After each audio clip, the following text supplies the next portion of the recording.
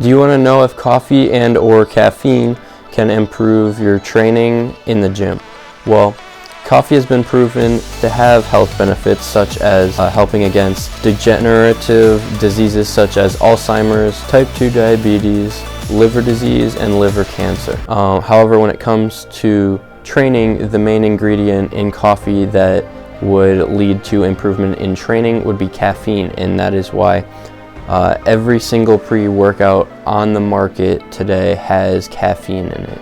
And that's why most serving sizes for pre-workouts are absurdly large amount of caffeine. If you want to learn if coffee is good for you and caffeine is good for you, and if you should take it for training, please take an espresso shot for me and slam that cup on the subscribe button. So does caffeine actually help you in your training? Well, let's look at the research. So the studies say that caffeine can improve the time between recovery, so shorten recovery times. It helps with endurance sports a lot, and it has been shown to increase the recovery of muscle, but it hasn't been proven or shown in studies that caffeine directly increases strength and power output.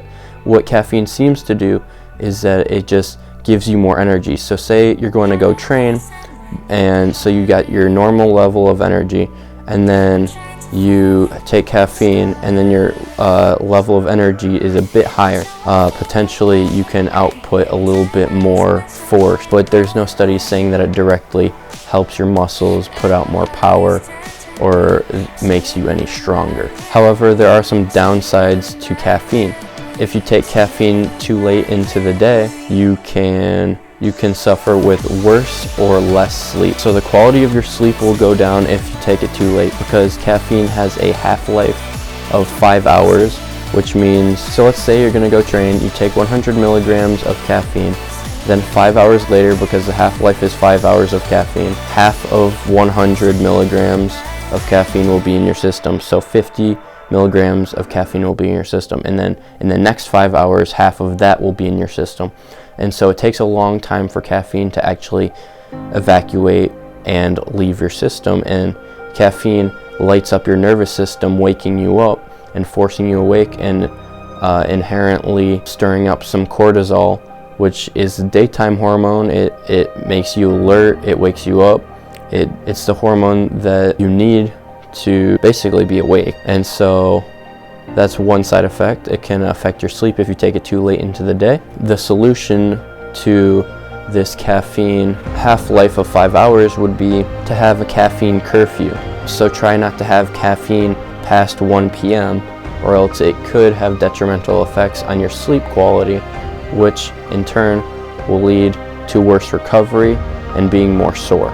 Because when you go into the gym, you actually end up leaving worse than you walked in, because when you work out, you make micro tears in your muscles, and when you go to bed, that's when your muscles rebuild. And so the quality of sleep matters, because if you get quality sleep, your muscles can rebuild faster and better. But if you get worse sleep, your muscles may not rebuild 100%, and so you're just going to be left off. You're really not going to have as much strength as you could have. So do I recommend caffeine for training? I don't personally recommend it because I don't take caffeine. I'm fine. But what I will say is, if you're going to hit a big PR or a big lift, or you're for some reason tired before working out, then you can take caffeine. Try to avoid taking it too late in the day. But other than that, there's really no downsides to caffeine.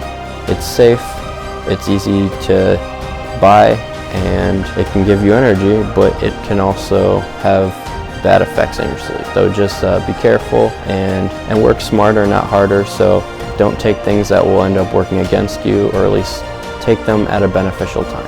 I hope this was helpful, and if it was, follow, share with a friend. We walked the